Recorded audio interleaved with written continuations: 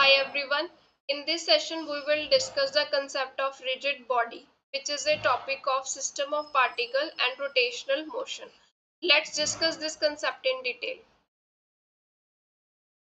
तो इसमें सबसे पहले हम डिस्कस करने वाले हैं रिजिड बॉडी के बारे में.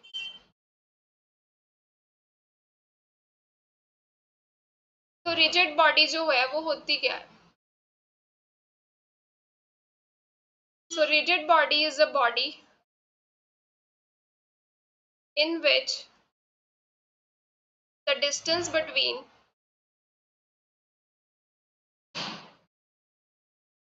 any two constituent particles remain fixed after the application of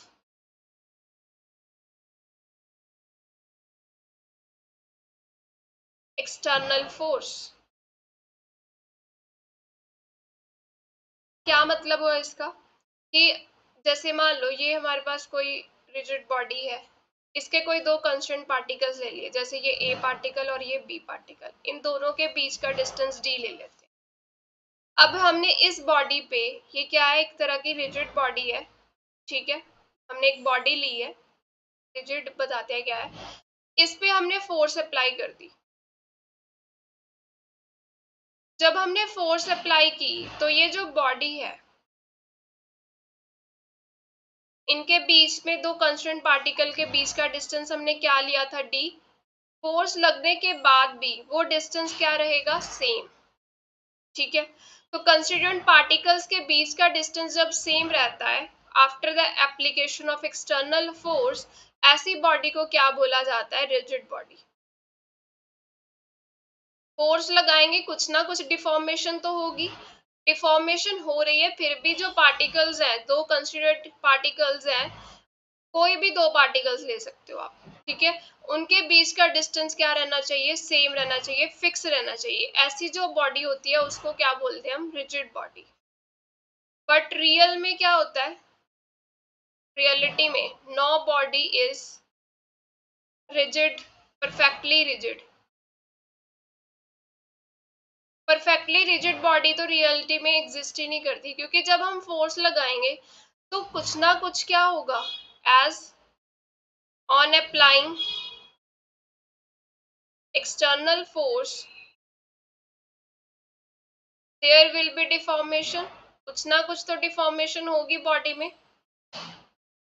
अगर डिफॉर्मेशन हो रही है तो दैट मीन्स जो डिस्टेंस है कंस्टिट्यूएंट पार्टिकल्स के बीच, वो भी क्या होगा, चेंज होगा. सो रियलिटी में तो कोई भी जो बॉडी है परफेक्टली रिजिड नहीं होती, कुछ ना कुछ डिफॉर्मेशन होती ही है. अगर डिफॉर्मेशन हो रही है दैट मीन्स जो डिस्टेंस है पार्टिकल्स के बीच वो क्या है, वो फिक्स नहीं रहेगा, वो चेंज हो रहा है. ठीक है. अब हम देखते हैं रिजिड बॉडी जो है वो कितने तरह का मोशन जो है वो परफॉर्म करती है. नेक्स्ट कंसेप्ट क्या है हमारा इसी के under, types of motion executed by rigid body. तो इसमें सबसे पहले हम बात कर लेते हैं ट्रांसलेशनल मोशन की.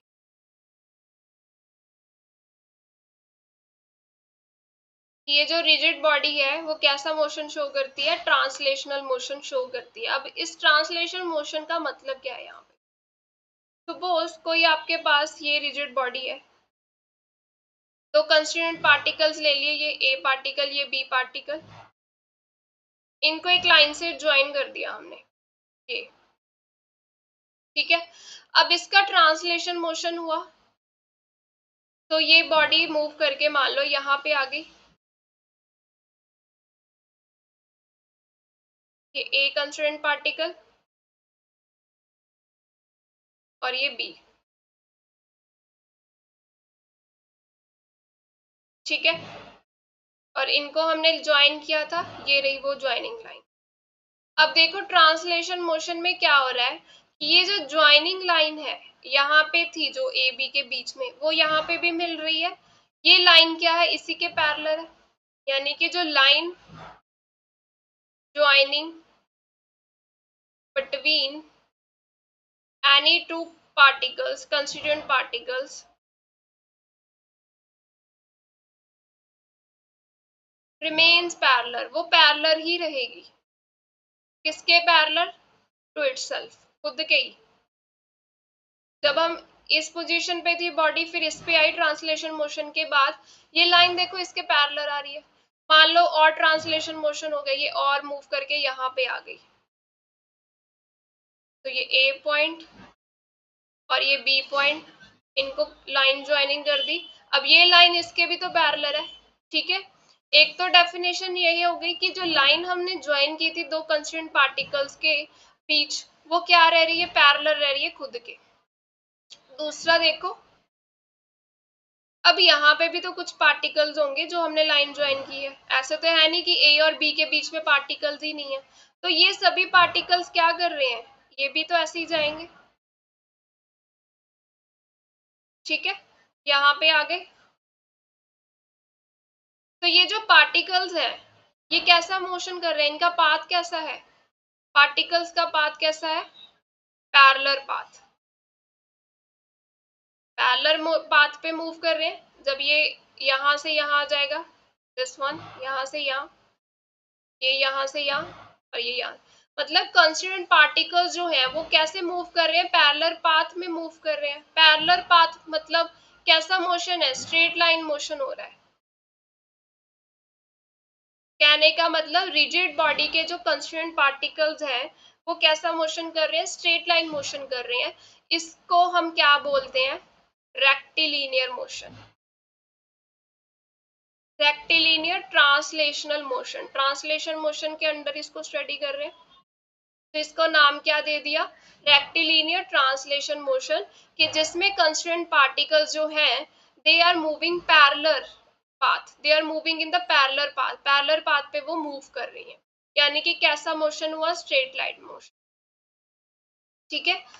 अब इसी के अंडर सेकेंड केस ले लेते हैं। मान लो रिजिड बॉडी जो है वो ट्रांसलेशन मोशन कर रही है। कैसे? ये रिजिड बॉडी ले ली, वो ऐसे जा रही है,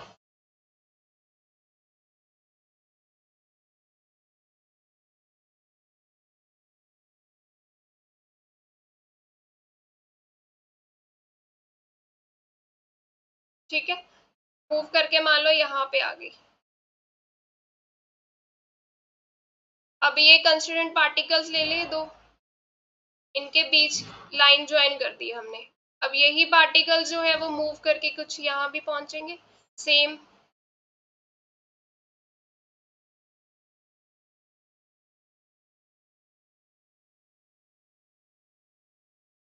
ठीक है। और बी की भी पोजीशन देख लेते हैं।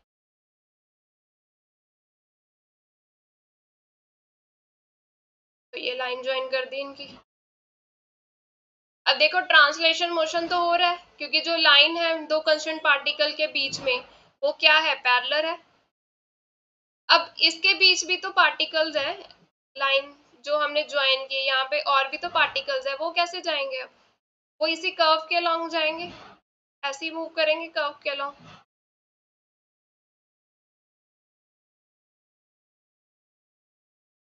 ठीक है। तो ये कैसा मोशन हुआ? दिस इज कर्विलीनियर ट्रांसलेशनल मोशन, क्योंकि यहाँ पे पार्टिकल्स कर्व के अलोंग मूव कर रहे हैं।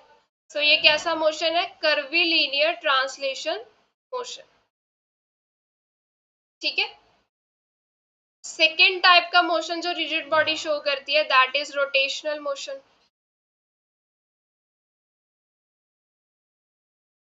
रोटेशनल मोशन को समझते हैं कि कैसा मोशन होता है। मान लो ये रिजिड बॉडी है, ये पॉइंट हमने इसका फिक्स कर दिया, पाइवट, पाइवट मतलब ये पॉइंट क्या है? फिक्स कर दिया। अब यहाँ पे कुछ पार्टिकल्स ले लेते हैं इस लाइन पे, जैसे बी, सी, डी, तीन पार्टिकल्स ले लिए। अब हमने इस बॉडी को क्या किया? रोटेट करना शुरू कर दिया, रोटेशनल मोशन है, तो ये पार्टिकल्स भी ऐसे ही घूमेंगे, ऐसे जाएंगे। यानी कि यहाँ पे क्या हो रहा है? All the particles move in circular path, circular path में वो मूव कर रहे हैं किसके about, about the fixed point, fixed point बोल सकते हो या फिक्स्ड एक्सिस ऑफ रोटेशन, उसके अबाउट, जिसके अबाउट बॉडी रोटेट कर रही है, ठीक है। तो ऐसा जो मोशन होता है इसको क्या बोलते हैं हम, रोटेशनल मोशन बोलते हैं। कि हमने यहाँ पे एक पाइवट मतलब फिक्स कर दिया पॉइंट, अब ये बॉडी ऐसे घूम के रोटेट होके मान लो इस पोजीशन पे आ गई, तो ये पार्टिकल घूम के कहाँ आ गया, यहाँ पे आ गया, और ये सी पार्टिकल यहाँ पे, ये डी पार्टिकल यहाँ पे, घूम के इस पोजीशन पे आ गई है। ये तो फिक्स है, यहाँ से हमने बॉडी को फिक्स किया हुआ है। तो पार्टिकल्स कैसा मोशन कर रहे हैं, सर्कुलर पाथ पे वो मूव कर रहे हैं अबाउट द फिक्स्ड पॉइंट। ऐसे मोशन को हम क्या बोलते हैं, that is the rotational motion. अब यहाँ पे ये जरूरी नहीं है कि पाइवट होना ही चाहिए तभी रोटेशनल मोशन होगा। कहने का मतलब that it is not necessary that pivot must be there.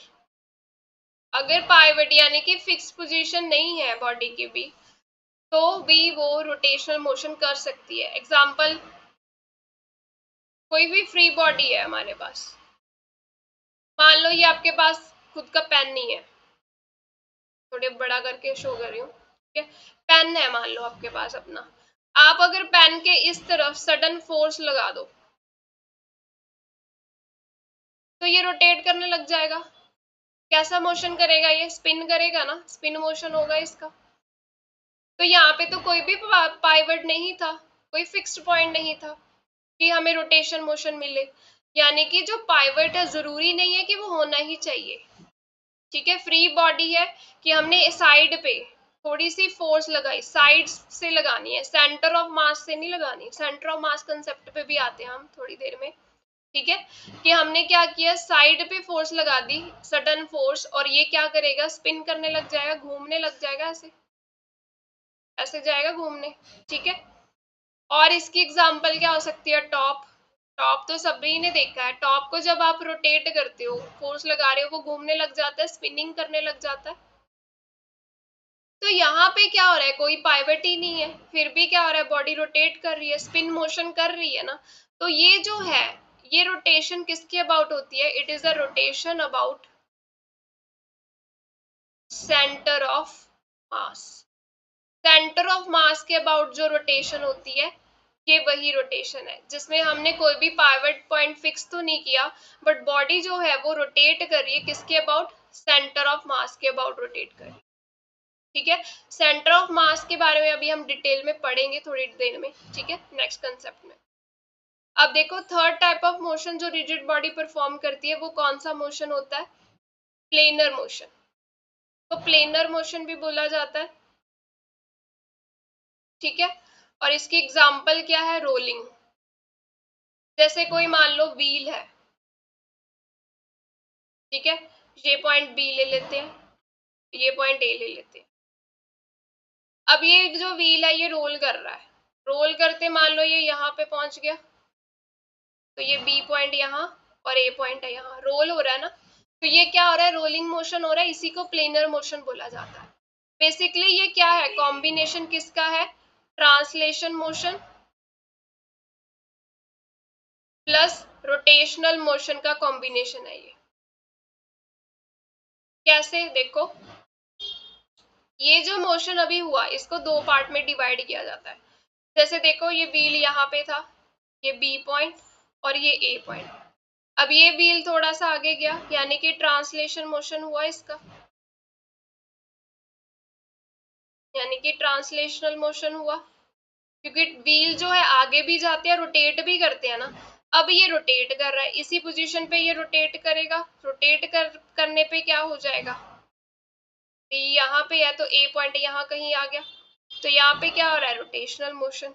तो ये जो प्लेनर मोशन है, it is a combination of translation motion and rotational motion, ठीक है। ये जो तीन टाइप के मोशंस है रिजिड बॉडी जो है वो परफॉर्म करती है। अब हम नेक्स्ट देखते हैं कंसेप्ट, थोड़ा सा एनालॉगियो कर लेते हैं।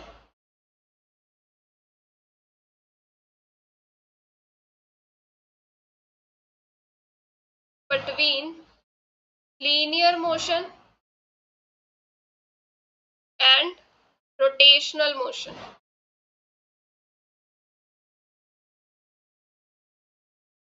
एनालॉगी मतलब सिमिलैरिटीज थोड़ी सी स्टडी कर लेते हैं। एक साइड हम लिखते हैं लीनियर की, एक तरफ हम लिखते हैं रोटेशनल मोशन। फिर इनके बीच में रिलेशन देखेंगे हम क्वांटिटीज के बीच में, ठीक है। तो सबसे पहले देखो, जब लीनियर मोशन होता है यहाँ पे हम किसको स्टडी करते हैं, लीनियर डिस्प्लेसमेंट को, ठीक है। और उसको किससे रिप्रेजेंट करते हैं, एस से। जब रोटेशनल मोशन होगा तो यहाँ पे क्या होगी, एंगुलर डिस्प्लेसमेंट।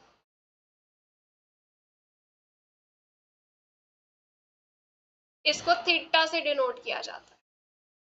दूसरी बात, लीनियर मोशन में हम लीनियर वेलोसिटी की बात करते हैं, ठीक है। वो क्या होती है, that is ds upon dt, कि थोड़े से टाइम में हमने थोड़ी सी डिस्प्लेसमेंट की, that is the linear velocity. Mostly ये टेंजेंशियल वेलोसिटी भी बोला जाता है इसको, ठीक है। और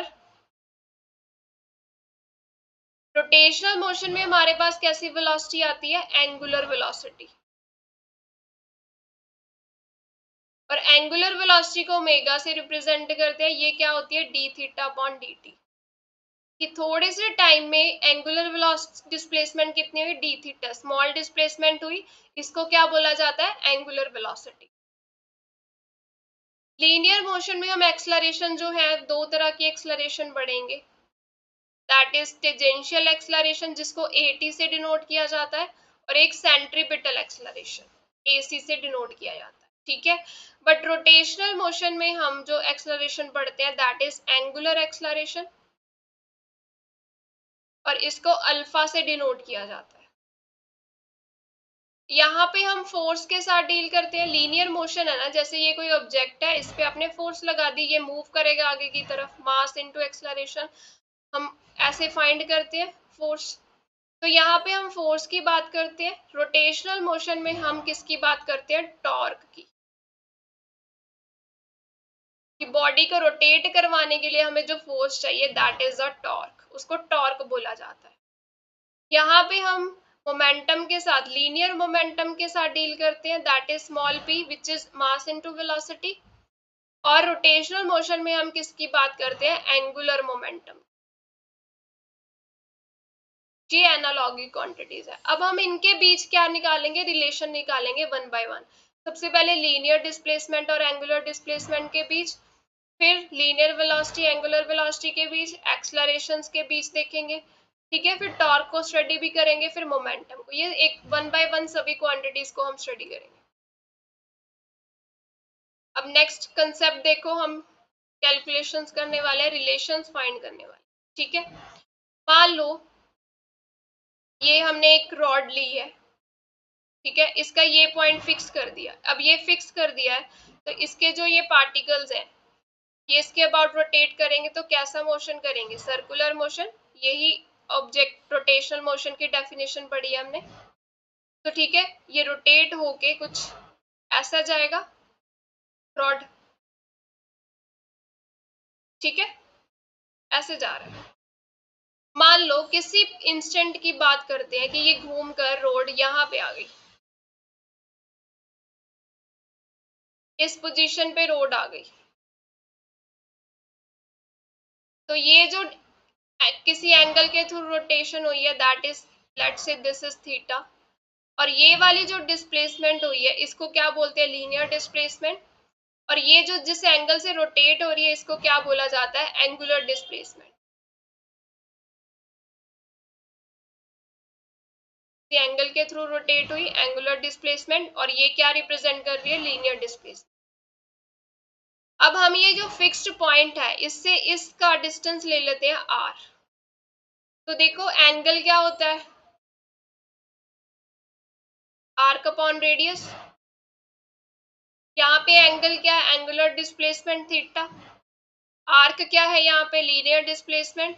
और ये रेडियस क्या है, डिस्टेंस। कहाँ से लेना है, फ्रॉम द फिक्स्ड पॉइंट, कि जिस पॉइंट की अबाउट रोटेशन हो रही है वहां से, फ्रॉम द फिक्स्ड पॉइंट से हमें डिस्टेंस लेना है, ठीक है, तो यहाँ से रिलेशन क्या मिला, s is equal to r theta. तो ये जो एस है ये क्या है, लीनियर डिस्प्लेसमेंट, और ये थीटा क्या है, एंगुलर डिस्प्लेसमेंट। इन दोनों के बीच में हमें रिलेशन मिल गया। अब देखो लीनियर डिस्प्लेसमेंट तो हम पता चल रही है इस तरफ हो रही है, एंगुलर डिस्प्लेसमेंट की डायरेक्शन कैसे पता चलेगी, राइट हैंड थंब रूल से। जिस डायरेक्शन में बॉडी घूम रही है, जैसे मान लो यहाँ पे थी रॉड, पहले घूम के इस पॉइंट पे आ गई, ऐसे जा रही है, तो जिस डायरेक्शन में बॉडी घूम रही है उसी डायरेक्शन में क्या करना है, फिंगर्स को कर्ल कर लो। यानी कि इस डायरेक्शन में फिंगर्स को कर्ल करेंगे तो जो थंब होगा it will give direction of angular displacement theta. तो ऐसे इसकी डायरेक्शन जो है वो निकाली जाती है। अब हम एंगुलर वेलोसिटी और लीनियर वेलोसिटी के बीच में देख लेते हैं relation. Linear velocity, linear velocity जो है वो क्या होती है, v is equal to d s upon d t. Basically इस लीनियर वेलोसिटी को मोस्टली क्या बोला जाता है, टेंजेंशियल वेलोसिटी। ऐसा क्यों, क्योंकि ये जो वेलोसिटी है ये टेंजेंट के अलोंग एक्ट करती है। देखो जैसे ये जो रॉड थी घूम रही है, इस पॉइंट पे फिक्स कर दिया, तो ये ऐसे रोटेशनल मोशन करेगी, सर्कुलर पाथ पे इसके पार्टिकल्स मूव कर रहे हैं। ठीक है, मान लो ये रॉड इस पोजीशन पे आ गई। अब यहाँ पे अगर आप पार्टिकल की यहाँ पे जो वेलोसिटी देखोगे वो ऐसे आएगी डायरेक्शन। अगर यही रॉड यहाँ पे आ गई तो यहाँ पे वेलोसिटी की डायरेक्शन इस तरफ। अगर यही रॉड यहाँ पे आ गई तो यहाँ पे वेलोसिटी की डायरेक्शन इस तरफ। ये रॉड यहाँ पे आ गई अगर घूम के, इस पॉइंट पे वेलोसिटी की डायरेक्शन इस तरफ। यहाँ पे चेक करोगे वेलोसिटी की डायरेक्शन इस तरफ। तो वेलोसिटी की डायरेक्शन कैसे पता चल रही है, अलोंग द टेंजेंट, इसलिए इसको टेंजेंशियल वेलोसिटी भी बोला जाता है। vt से लिख रही हूं मैं, vt is what, tangential velocity. अब टेंजेंशियल वेलोसिटी की डायरेक्शन कैसे पता चली, अलोंग द टेंजेंट। ठीक है, अब एंगुलर वेलोसिटी की बात कर लेते हैं। एंगुलर वेलोसिटी होती है ओमेगा से रिप्रेजेंट करती है, ओमेगा क्या आएगा, D theta by D T. कि स्मॉल टाइम में स्मॉल एंगुलर डिस्प्लेसमेंट हमने देखी, तो ये क्या आती है हमारे पास, एंगुलर वेलोसिटी। अब इसकी जब हमने डायरेक्शन फाइंड करनी है, direction is find by right hand thumb rule. देखो कैसे, मान लो ये ऑब्जेक्ट है, कोई रोटेशनल मोशन कर रही है, ऐसे घूम रही है। ठीक है, तो जिस डायरेक्शन में बॉडी घूम रही है उसी डायरेक्शन में क्या करोगे, फिंगर्स को, राइट हैंड की फिंगर्स को कर्ल कर दो। इस डायरेक्शन में कर्ल होंगी फिंगर्स ऑफ राइट हैंड। तो थंब क्या है, वो हमें डायरेक्शन बताएगा एंगुलर वेलोसिटी की। अब अगर हम इसमें देखें, हमने कर्ल्स की फिंगर इस तरफ, तो थंब कहाँ पे जाएगा, आउट ऑफ पेज। तो आउट ऑफ पेज क्या आ गई, डायरेक्शन आ गई एंगुलर वेलोसिटी की। एक और सिचुएशन देख लेते हैं। मान लो ये कोई ऑब्जेक्ट ऐसे घूम रही है, एक्सिस ऑफ रोटेशन शो कर देते हैं, ये एक्सिस ऑफ रोटेशन है, इसके अबाउट ऐसे घूम रही है, ऐसे जा रही है। अब देखो हम फिंगर्स को कर्ल करेंगे ऐसे की तरफ, इस तरफ, तो जो थंब है वो अपवर्ड डायरेक्शन में जाएगा, यानी कि अपवर्ड। ये वाली डायरेक्शन क्या होगी, एंगुलर वेलोसिटी की। एक बात याद रखनी है, जो इसकी डायरेक्शन होती है it is along axis of rotation. अब यहाँ पे अपवर्ड डायरेक्शन आई है, किस, ये देखो ये एक्सिस ऑफ रोटेशन ही तो है, एक्सिस ऑफ रोटेशन के अलोंग डायरेक्शन आई है इन द अपवर्ड डायरेक्शन, ऐसे। ठीक है, तो ये बात याद रखनी है कि जो एंगुलर वेलोसिटी है उसकी डायरेक्शन किस तरफ होती है, direction along the axis of rotation. अब हम रिलेशन देख लेते हैं क्या आ रहा है इन दोनों के बीच में। तो रिलेशन क्या होता है, tangential velocity vt is equal to r omega. ये रिलेशन होता है एंगुलर वेलोसिटी और टेंजेंशियल वेलोसिटी के बीच में।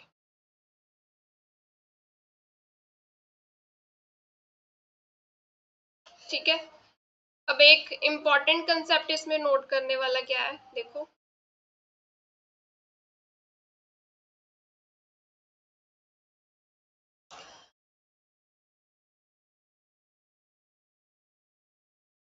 मान लो हमारी जो बॉडी है रोटेशनल मोशन शो कर रही है इस तरफ, तो इस तरफ से घूम रही है, तो एंगुलर वेलोसिटी की डायरेक्शन क्या आ गई, आउट ऑफ पेज। ठीक है, और ये हम आर डिस्टेंस ले लेते हैं, ये fixed point axis of rotation इसके थ्रू पास कर रही है। ठीक है, यहाँ पे हम कोई दो पॉइंट्स ले लेते हैं, मान लो एक ए पॉइंट ले लिया और ये बी पॉइंट ले लिया। अब ये जब ऐसे घूम रहे हैं, घूमते घूमते बी पॉइंट मान लो यहाँ पे आ गया, ए पॉइंट यहाँ पे आ गया। अब एक बात याद रखनी है कि जो ओमेगा ए है ओमेगा बी के इक्वल होगा। कहने का मतलब angular velocity of all points is same when body rotates.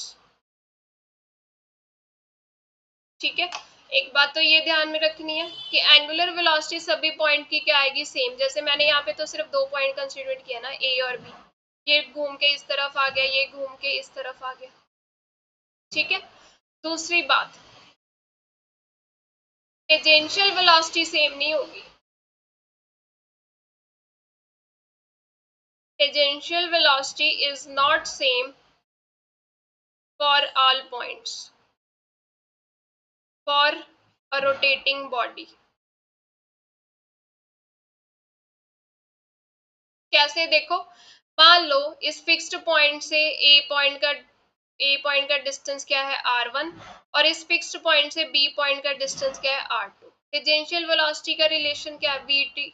हम ए के लिए बात कर लेते हैं, वो क्या आ जाएगा r1 इंटू ओमेगा। बी के लिए देख लेते हैं, वो क्या आ जाएगा r2 इंटू ओमेगा। अब ओमेगा तो सेम है, सभी पार्टिकल्स के लिए ओमेगा की वैल्यू तो सेम है। अब r2 बड़ा है r1 से, यानी कि जो B की टेंजेंशियल वेलोसिटी है वो ज्यादा है एज कंपेयर टू A। वैसे भी दिख ही रहा है कि ये जो B है वो ज्यादा डिस्टेंस से दूर है ना फिक्स्ड पॉइंट से, ये ज्यादा डिस्टेंस कवर करके यहाँ पे पहुंच रहा है। तो R2 जो है वो बड़ा है, तो यहाँ से क्या पता चला, B की जो टेंजेंशियल वेलोसिटी है वो ज्यादा आ रही है। तो ये बात याद रखनी है, जब भी बॉडी रोटेट करती है उसमें एंगुलर वेलोसिटी तो सेम होती है सभी पॉइंट्स की, बट टेंजेंशियल वेलोसिटी सेम नहीं होती। राइट, अब हम आते हैं एक्सलरेशन के बीच रिलेशन क्या होता है। ठीक है,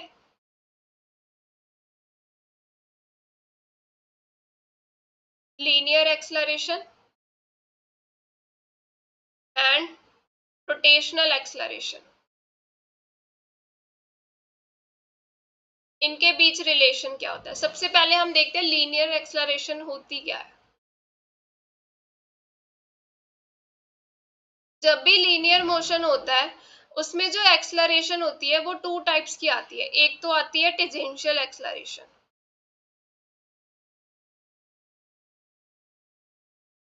और दूसरी आती है हमारे पास सेंट्रीपिटल एक्सलरेशन। पहले इन दोनों के बीच का डिफरेंस देख लेते हैं। सपोज बॉडी क्या है, रोटेट कर रही है। मान लो ये ऑब्जेक्ट ऐसे सर्कुलर पाथ में रोटेट कर, ऐसे रोटेशनल मोशन हो रहा है। अब जब रोटेशनल मोशन हो रहा है, हर एक पॉइंट पे क्या हो रहा है, देखो वेलोसिटी की डायरेक्शन चेंज हो रही है ना। अगर इस पॉइंट पे देखोगे वेलोसिटी इस तरफ, इस पॉइंट पे देखोगे वेलोसिटी इस तरफ, इस पॉइंट पे देखोगे वेलोसिटी इस तरफ, इस पॉइंट पे देखोगे वेलोसिटी इस तरफ। मतलब at each point direction of velocity changes. अब वेलोसिटी क्या होती है, वेक्टर क्वांटिटी होती है। वेक्टर क्वांटिटी का मतलब क्या है कि जैसे जो वेलोसिटी है उसका क्या है, एक तो मैग्नीट्यूड होगा और एक डायरेक्शन होगी। अब वेलोसिटी को चेंज करना है, या तो दोनों चेंज कर दो, मैग्नीट्यूड और डायरेक्शन। अगर दोनों में से एक भी चेंज हो रही है तो क्या होगा, वेलोसिटी चेंज होगी। अब यहाँ पे क्या हो रहा है, डायरेक्शन चेंज हो रही है, यानी कि डायरेक्शन चेंज होने की वजह से क्या हो रही है, यहाँ पे एक्सलरेशन प्रोड्यूस हो रही है। और वो कैसी एक्सलरेशन प्रोड्यूस हो रही है, that is the centripetal acceleration.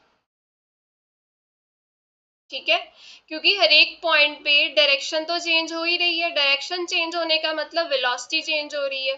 तो वेलोसिटी चेंज होने से क्या होता है, एक्सलरेशन प्रोड्यूस होती है। ऐसी एक्सलरेशन जो प्रोड्यूस हो रही है दैट इज सेंट्रीपिटल एक्सलरेशन। और सेंट्रीपिटल एक्सलरेशन को हम कैसे निकालते हैं, AC is equal to v square upon r. v तो स्पीड हो गई, मैग्नीट्यूड कितना है, ठीक है। r क्या है, distance from the fixed point, इस फिक्स्ड एक्सिस ऑफ रोटेशन के अबाउट, जिस एक्सिस ऑफ रोटेशन के अबाउट बॉडी रोटेट कर रही है वहां से हम r डिस्टेंस ले रहे हैं। ठीक है, तो ये हमारे पास क्या होती है, सेंट्रीपिटल एक्सलरेशन होती है। और इसकी जो डायरेक्शन होती है ऑलवेज टुवर्ड्स द सेंटर होती है। अगर यहाँ पे देखें सेंट्रीपिटल एक्सलरेशन की डायरेक्शन किस तरफ होगी, इस तरफ, टुवर्ड द सेंटर। ठीक है, अब बात करते हैं टेंजेंशियल एक्सलरेशन की। टेंजेंशियल एक्सलरेशन कब प्रोड्यूस होती है, that is AT which is equal to d/dt of VT। यानी कि जब टेंजेंशियल वेलोसिटी का मैग्नीट्यूड चेंज होगा तब टेंजेंशियल एक्सलरेशन जो है वो प्रोड्यूस होगी। ठीक है, टेंजेंशियल एक्सलरेशन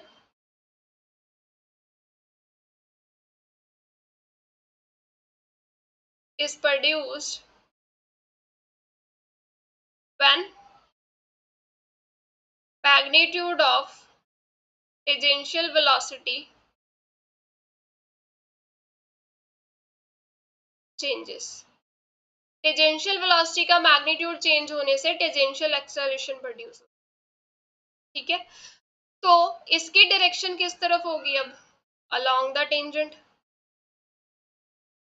क्योंकि वेलोसिटी जो है वो टेंजेंट के अलोंग है, एक्सेलरेशन भी टेंजेंट के अलोंग ही आएगी। जैसे मान लो ये ऑब्जेक्ट बॉडी जो है रोटेशनल मोशन कर रही थी, ऐसे घूम रही थी, किसी पॉइंट की बात कर लेते हैं, यहाँ पे जो पार्टिकल है इसकी सेंट्रीपिटल एक्सेलरेशन तो इस तरफ लगेगी टुवर्ड द सेंटर, और tangential acceleration along the tangent ऐसे आएगी। तो रिजल्टेंट एक्सेलरेशन अगर निकालनी हो वो कैसे फाइंड करेंगे हम, अब वेक्टर क्वांटिटीज है तो वेक्टर प्रोडक्ट ही लगाएंगे, वेक्टर से थ्रू ही हम करेंगे। ठीक है, अब इसकी मान लो रिजल्टेंट एक्सेलरेशन कुछ इस तरफ आ रही है, ए से डिनोट कर देते हैं, वेक्टर है तो वेक्टर एडिशन लगा देते हैं। देखो ये एंगल कितना बन रहा है, 90। Tangential acceleration and centripetal acceleration के बीच एंगल कितना बन रहा है, 90। अब रिजल्टेंट निकाल लेते हैं, कैसे निकालोगे, AC square plus AT square, जो cos 90 क्या होता है, जीरो, वो टर्म जीरो हो जाएगी। तो ये हमारे पास क्या आ गई, रिजल्टेंट एक्सेलरेशन आ गई। ठीक है, उसके बाद हम बात कर लेते हैं एंगुलर एक्सेलरेशन की। एंगुलर एक्सेलरेशन कैसे प्रोड्यूस होगी,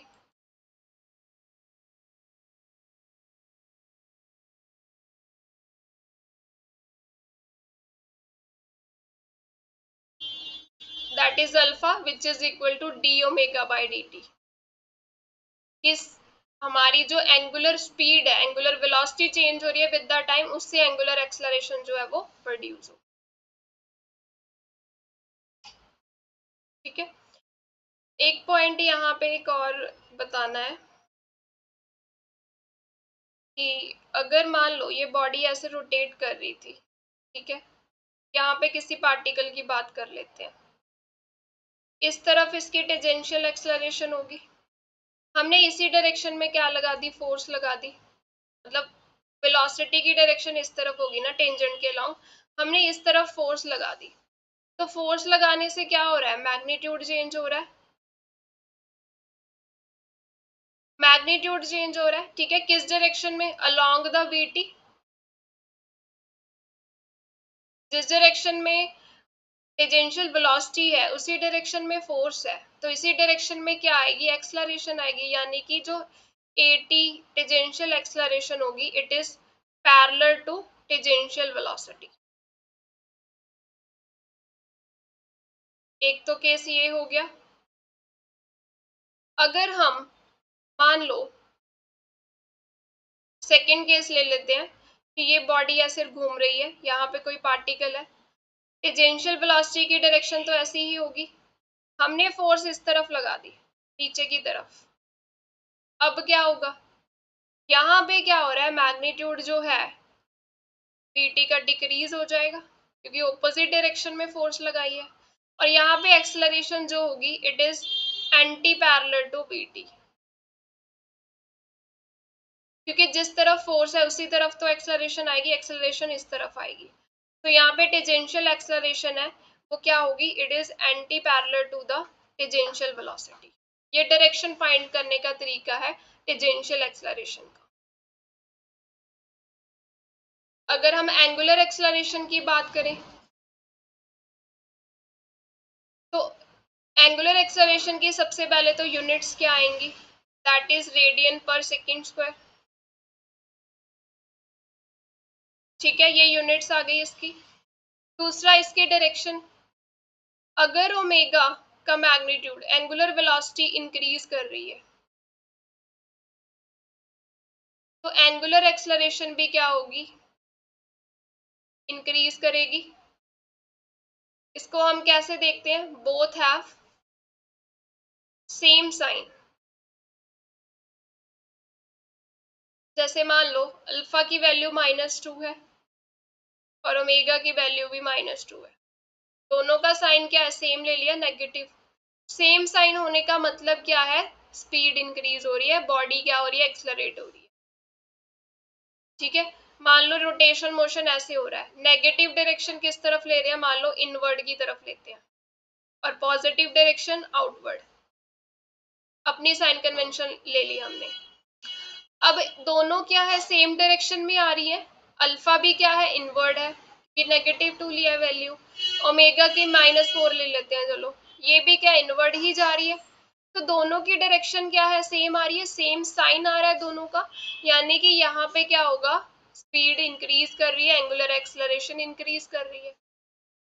अगर स्पीड को डिक्रीज कर दें, एंगुलर स्पीड को, तो एंगुलर एक्सलरेशन क्या होगी, वो भी डिक्रीज करेगी। ठीक है, तो यहाँ पे क्या होगा,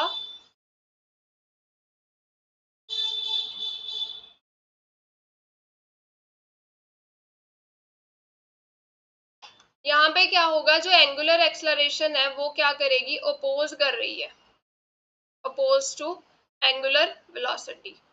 यहाँ पे क्या था, बोथ हैव सेम साइन, यानी कि अल्फा और ओमेगा, अल्फा मतलब angular acceleration, it supports the angular velocity, यहाँ पे वो अपोज करेगी सेकेंड सिचुएशन में, यानी कि ये दोनों क्या होंगे, डिफरेंट साइन के होंगे। न्यूमेरिकल में साइन कन्वेंशंस यूज होती हैं तो उसके अकॉर्डिंग यही लगाएंगे।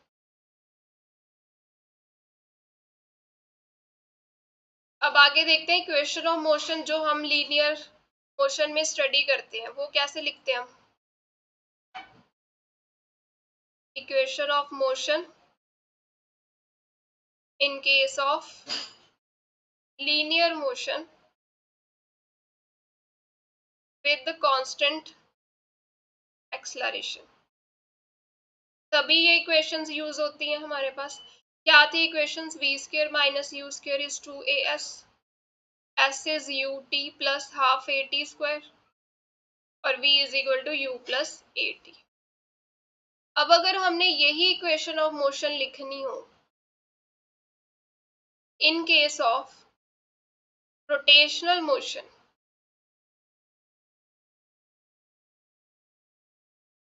तो ये जो इक्वेशन ऑफ मोशन है वो कैसे चेंज हो जाएंगी, कांस्टेंट या फिर यूनिफॉर्म।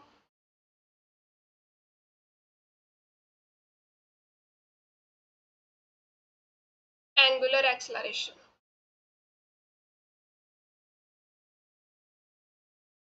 देखो v क्या है यहाँ पे, फाइनल स्पीड, तो final angular speed it is equal to minus u square, तो माइनस इनिशियल एंगुलर स्पीड आ जाएगी, it is equal to 2, a क्या है यहाँ पे एक्सलरेशन, तो एंगुलर एक्सलरेशन अल्फा, एस क्या है यहाँ पे डिस्प्लेसमेंट, लीनियर डिस्प्लेसमेंट, तो एंगुलर डिस्प्लेसमेंट आ जाएगी। ठीक है, एस सेकेंड इक्वेशन देखो, s is equal to u t plus half a t square, तो ये क्या है, लीनियर डिस्प्लेसमेंट है, ये एंगुलर डिस्प्लेसमेंट, u की जगह initial angular velocity t time plus half, एक एक्सलरेशन की जगह एंगुलर एक्सलरेशन टी स्क्वायर, और थर्ड जो है हमारे पास आ गई final angular speed equal to initial plus alpha into t, तो दोनों में एनालॉगी हमें पता चल गया। ये equation of motion particular condition में ही लगती है, जैसे ये यूनिफॉर्म एक्सलरेशन के लिए और ये यूनिफॉर्म एंगुलर एक्सलरेशन। अब इसके बाद हम बात करते हैं टॉर्क की।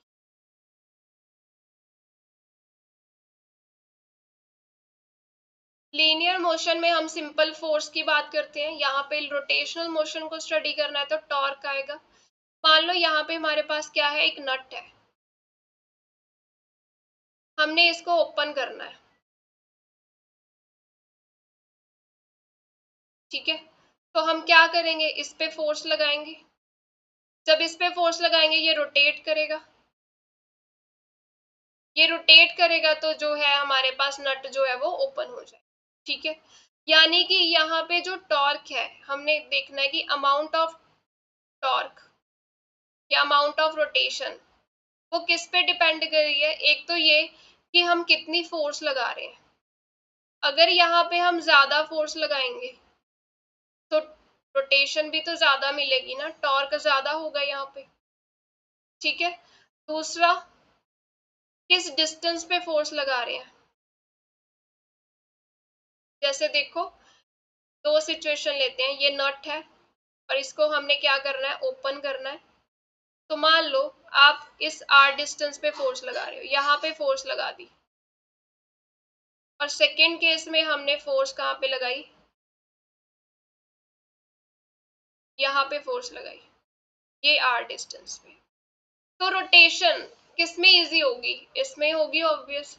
तो ये डिस्टेंस पे भी डिपेंड करता है कि हम किस डिस्टेंस पे फोर्स लगा रहे हैं ताकि हम इसको ओपन कर सके। ठीक है, तो ये जो आर है इसको हम क्या बोलते हैं, मूवमेंट ऑफ आर्म। तीसरा किस एंगल पे फोर्स लगा रहे हैं उस पे भी डिपेंड करती है। ठीक है, कैसे पता चलेगा, देखो जैसे ये नट है, इसको हमने ओपन करना है, अब किसी एंगल पे फोर्स लगा दी, ऐसे लगा दी फोर्स, ये फोर्स ऐसे आगे हम कर देते हैं, ये एंगल क्या आ गया, थीटा। अब इस थीटा एंगल पे भी डिपेंड करती है कि हमारी जो टॉर्क लग रही है कितनी लगेगी। ठीक है, यहाँ पे हम कंपोनेंट को रिजोल्व कर देते हैं, ये एफ कॉस थीटा हो जाएगा इस तरफ और इस तरफ एफ साइन थीटा। अब जो एफ कॉस थीटा है इसकी वजह से तो टॉर्क नहीं लगेगा, क्योंकि देखो जिस पॉइंट पे हमने टॉर्क लगाना है ये फिक्स्ड पॉइंट, इसी के लॉन्ग तो फोर्स लग रही है ये एफ कॉस थीटा, तो ये तो रोटेशनल इम्पैक्ट नहीं देगी। तो यहाँ पे जरूरी क्या है, f sine theta which is perpendicular to r. तो ये जरूरी है कि हम किस एंगल पे फोर्स लगा रहे हैं और किस डिस्टेंस पे फोर्स लगा रहे हैं और कितनी फोर्स लगा रहे हैं, तभी ये जो नट है वो ओपन होगा। यानी कि हमें करेक्ट अगर टॉर्क देखना हो, टॉर्क की डिपेंडेंसी देखनी हो, तो वो किस पे डिपेंड कर रहा है, torque is r sine r f sine theta, distance moment of arm पे डिपेंड कर रहा है, फोर्स पे डिपेंड कर रहा है कितनी फोर्स लगा रहे हैं, किस एंगल पे फोर्स लगा रहे हैं उस पे टॉर्क जो है वो डिपेंड करता है। तो अगर इसको वेक्टर फॉर्म में लिखना, वो क्या बन जाएगा, क्रॉस प्रोडक्ट आ जाएगा आर क्रॉस एफ। ठीक है, और क्रॉस प्रोडक्ट जब हम खोलते हैं यहाँ पे एक यूनिट वेक्टर भी तो होता है एन कैप, ये एन कैप क्या बताता है, डायरेक्शन ऑफ टॉर्क। मान लो आर की डायरेक्शन इस तरफ है, एफ ऊपर की तरफ लग रहा है, तो हमें क्या लेना है, आर क्रॉस एफ। अगर आर क्रॉस एफ ऐसे जाओगे तो टॉर्क की डायरेक्शन क्या आ रही है, आउट ऑफ फेज आ रही है, यानी कि ये क्या है, perpendicular to the plane containing r and f. जिस प्लेन में आर होगा एफ होगा उसके परपेंडिकुलर होगी टॉर्क की डायरेक्शन। ठीक है, साइन कन्वेंशन क्या लेते हैं, अगर तो एंटी क्लॉकवाइज जा रहे हैं हम तो टॉर्क की वैल्यू पॉजिटिव लेते हैं, अगर क्लॉकवाइज जाते हैं हम तो टॉर्क की वैल्यू नेगेटिव लेते हैं। ये साइन कन्वेंशंस होती है। ठीक है, अब हम रिलेशन भी देख लेते हैं टॉर्क का। देखो हमारे पास लीनियर फोर्स क्या थी, F is equal to m में, दोनों साइड हमने R से डिवाइड कर दिया। अब R इंटू एफ क्या होता है, टॉर्क ही तो होता है, दोनों साइड R से मल्टीप्लाई किया तो ये क्या बना, MAR। और जो हमारे पास एक्सलरेशन होती है टेंजेंशियल एक्सलरेशन, उसका रिलेशन होता है एंगुलर एक्सलरेशन के साथ, ये वाला अल्फा इंटू आर, यहाँ पे फिल कर देंगे m alpha r into r, तो टाउ की वैल्यू क्या आ गई, एम अल्फा आर स्क्वायर।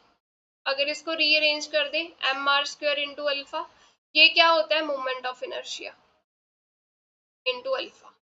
अब देखो एनालॉगी इस रिलेशन में और इस रिलेशन में, लीनियर मोशन में हमारे पास फोर्स होती है F, यहाँ पे क्या आ गई, टॉर्क। एक्सलरेशन, ये लीनियर एक्सलरेशन और ये एंगुलर एक्सलरेशन, ये यहाँ पे मास, जो रोल मास यहाँ पे प्ले कर रहा है वो यहाँ पे क्या रोल प्ले करेगा, मोमेंट ऑफ इनर्शिया। तो ये रोटेशनल मोशन का रिजल्ट है हमारे पास,